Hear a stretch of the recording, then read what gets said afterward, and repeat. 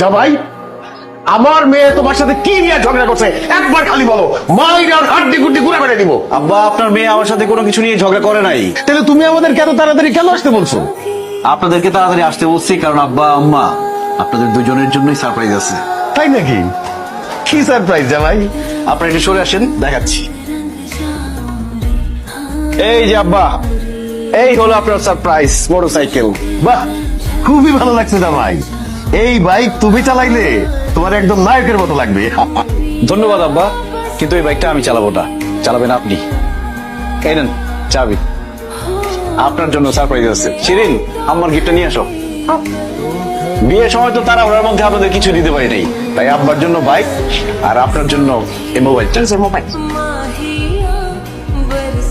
আব্বা, আপনার বাসা থেকে অফিস অনেক দূরে, আর আপনি প্রত্যেকদিন বাসে করে অফিসে যান, আপনার তো অনেক কষ্ট হয়। আর শিরিনের কাছ থেকে শুনছি আপনি বাইক চালাতে পারেন, তাই আপনার একটা বাইক গিফট করলাম। এখন থেকে কষ্ট করে বাসে আর অফিসে যাইতে হবে না, এখন থেকে অফিসে যাবেন বাইকে করে।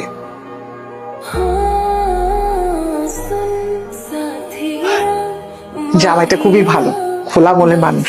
এরকম মানুষ এই যুগে পাওয়া কঠিন, বুঝলি? হ্যাঁ হ্যাঁ, এরকম মানুষ আমার মনে হয় না এই দুনিয়ায় আরেকটা আছে। যেইভাবে সে মানুষের উপকার করা শুরু করছে, আমাদের বলবে চলো আমরা গাছতলায় গিয়ে থাকি। হ্যাঁ, তুই চুপ কর তো, কি বলিস এসব? আমি তোকে হেল্প করতে। না না না না না না, প্রশ্নই ওঠে না। তুমি এগুলো কোনো কিছু ধরবা না। সে যদি এসে দেখে তুমি রান্না বান্না করতেছো, আমাকে হেল্প করতেছো, তাইলে আমাকে জানে মাইরা ফেলবে। আরে মহসিন ভাই, কেমন আছেন আপনি? আছি, আমি ভালো আছি। তোমরা কেমন আছো? ভাই, যে এলাকায় আপনার মতো পরোপকারী দিল খোলা মানুষ আছে, সে এলাকায় আমরা ভালো না থাকতে পারি? ভাইজান, আপনার সাথে দেখা হয়ে ভালো হইলো। আমরা তো আপনারাই খুঁজতেছিলাম। তো তোমরা আমার কেন খুঁজতেছিল? ভাই, আমাকে ক্লাবের মধ্যে একটা ক্যারাম বোর্ড কিনবো আর 2-3 বান্ডিল টাস কিনবো। ভাই, গরমের মধ্যে তো আর টাস আর ক্যারাম বোর্ড খেলা যায় না, তাই কইতেছি আপনি আমাকে কিছু টাকা ডোনেশন করেন। কেউ বিপদে পড়লে আমি তার সাহায্য করার চেষ্টা করি, কিন্তু ফালতু কাজে এই মহসিন একটা টাকা খরচ করে না। তোমরা সারাদিন ক্যারাম বোর্ড খেলো, স্কুল কলেজ ফাঁকি দিয়া পোলা পাই নাই সেখানে ক্যারাম বোর্ড খেলে, আর তাস খেলার নামে যে জোয়ার আসর বসাও, এই খবর আমার কাছে নাই মনে করছো? সব জানি আমি। শোনো, এখনো সময় আছে, এইসব বাদ দাও। এই মহল্লার মধ্যে ক্লাব দা, পারলে একটা লাইব্রেরি দাও, সেখানে বই থাকবে, মানুষজন এসে বই পড়বে, জ্ঞান অর্জন করবে। আর যদি লাইব্রেরিটা করতে পারো, তোমরা এসে আমার কাছে ডোনেশন চাইতে হবে না, আমি নিজে গিয়ে তোমাদের ডোনেশন দিব। ভাই, আপনি তো একটা ভালো বুদ্ধি দিচ্ছেন। ঠিক আছে ভাই, ক্লাব বাদ, আমরা মহল্লার মধ্যে একটা লাইব্রেরি দিব। ঠিক আছে, ভেরি গুড। শোনো মুমিন মুসলমান, করি আমি নিবেদন, ভাই গো 2 টাকা দিয়ে যান। আল্লাহ গো, আল্লাহ আপনার জন্য দোয়া করি গো। আরে বাবা গো, কত টাকা ভিক্ষা দিয়ে দাও। এই, আপনাকে দেখতে তো সুস্থ সবল মানুষ মনে হয়, কাজ করে খেতে পারেন না, ভিক্ষা করেন কেন আপনি? না রে বাবা, আমি সুস্থ না, আমার পায়ের মধ্যে পছন্দ হচ্ছে। আরে কি অবস্থা, পায়ে তো সত্যি পছন্দ হচ্ছে। আপনি এইভাবে যে রয়েছেন, চিকিৎসা করেন না কেন? আপনি কোনো চিন্তা করেন না, আপনার চিকিৎসার দায়িত্ব আমি নিলাম, আমি আপনার চিকিৎসা করাবো। আপনার কিছু টাকা দিয়েছি। থাক বাবা, ভিক্ষা দিতে হইব না। বাবা গো, অনেক দিন ধরে না ভালো মন্দ কিছু খাই না, তুমি কি আমার একটু গরুর মাংস দিয়ে ভাত খাওয়াইতে পারবা? শোনেন, আমাদের বাসায় মেহমান আসছে, আমার শ্বশুর শাশুড়ি, দুপুরে আপনি আমার সাথে আমাদের বাসায় খাবেন। কি কও বাবা, আমি তোমার লগে তোমার বাড়িতে গিয়া দুপুর বেলা খামো? অবশ্যই আমার সাথে আমাদের বাসায় গিয়ে খাবেন, কারণ আজকে আপনি আমার মেহমান। চলেন আমার বাসায় চলেন। আল্লাহ তোমার বাসায় রাখুক বাবা। তো চলে আসবে। কি বাবা, তোমাকে কি অবস্থা, খাওয়া দাওয়া শুরু হয়ে গেছে নাকি? আরে না, এই তো জামাই বাবাজি চলে আসছে। বসো জামাই বাবা, আমরা একসাথে বসে খাই। আরে একসাথে বসে খাওয়ার মজাই আলাদা। এই জন্য আমি সাথে করে মেহমান নিয়ে আসছি। কি বলো, মেহমান নিয়ে আসছো? কে মেহমান? বাবাজি, তাহলে তাদের বাইরে দাঁড় করে রাখছে কেন? ভেতরে আসতে বলো। জি আচ্ছা আম্মা। এই কই আপনারা, আসেন সবাই। আমার আল্লাহ নবীজি নাম দিলে বারাসায়, আমার আল্লাহ নবীজি আল্লাহ গো, কমতে খাও। এই চুপ করেন। এই তুমি বলো মেহমান আসছে, এরা তো সব ফকির মিসকিন। আরে এই ফকির মিসকিন তো আজকে আমাদের মেহমান। এই খাবারগুলো আমি আমার বাবা মার জন্য রান্না করছি, তারা এগুলা খাবে। এইসব ফকির মিসকিনকে আমি এত কষ্ট করে রান্না করা খাওয়া খাইতে পারবো না। এই আপনারা বেরোন তো, বেরোন। বাবাজি, আমরা কি সত্যি সত্যি চলে যাবো? এত মজার মজার খাওন, কি সুন্দর গান বাইরেছে, আমার তো যাইতে মন চাইতেছে না। আপনারা কোথাও যাবেন না, আপনারা আমার সাথে বসে খাবেন।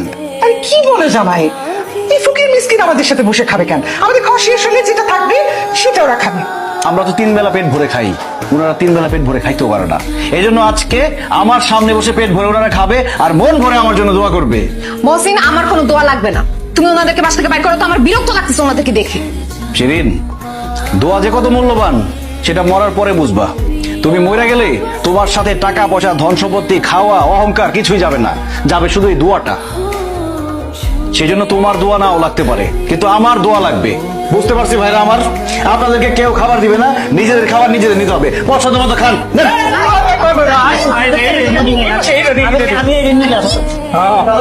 আছে। ওঠো, ওঠো, এখানে থাকা যাবে না, চলো বাড়িতে চলো। না, সুন্দর করে খান, আস্তে আস্তে খান। ভাই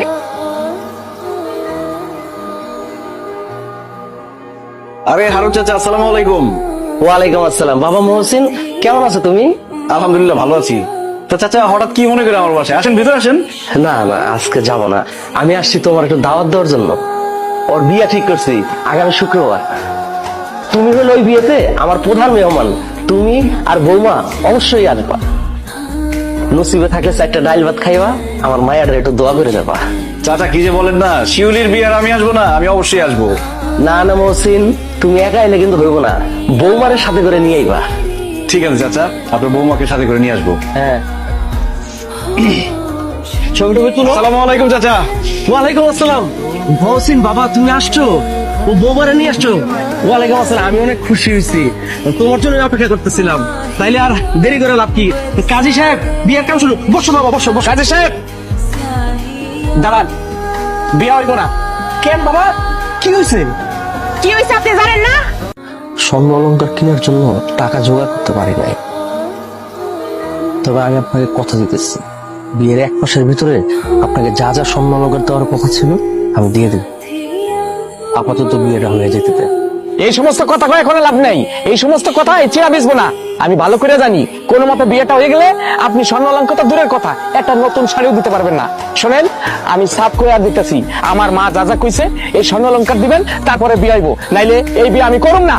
আচ্ছা ভাই, আপনি আমার একটা কথা বলেন তো, আপনি কি স্বর্ণ অলংকার বিয়ে করতে আসছেন নাকি শিউলিকে বিয়ে করতে আসছেন? কেন, শিউলির বিয়ে করতে আইছি? যেহেতু শিউলিকে বিয়ে করতে আসছেন, শিউলিকে বিয়ে করেন। এই, আপনি মাঝখানে নাক গলাইতেছেন কেন? আমি কথা বলতেছি এখানে, আপনি নাক গলাইতেছেন কেন? হ্যাঁ, আমি আবারও কয়ে দিতেছি, স্বর্ণ অলংকার পাইলে আমি আমার ছেলের এখানে বিয়া করামু, নাইলে আমি বিয়া করামু না। মা, তুমি একটা ফকিন্নির মায়ের লগে আমার বিয়ে ঠিক করছো। এই ফকিন্নি স্বর্ণ অলংকার তো দূরের কথা, একটা কানা করেও দিতে পারবো না।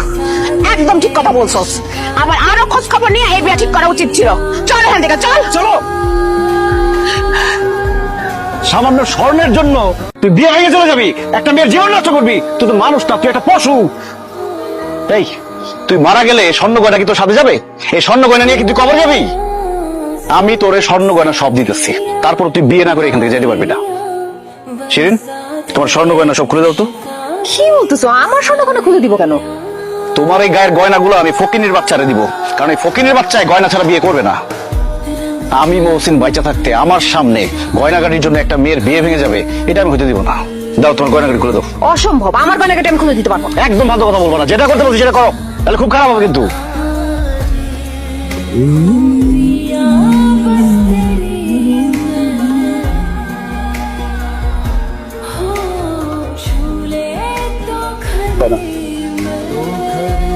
এখন শিউলির বিয়ে করতে কোনো আপত্তি আছে?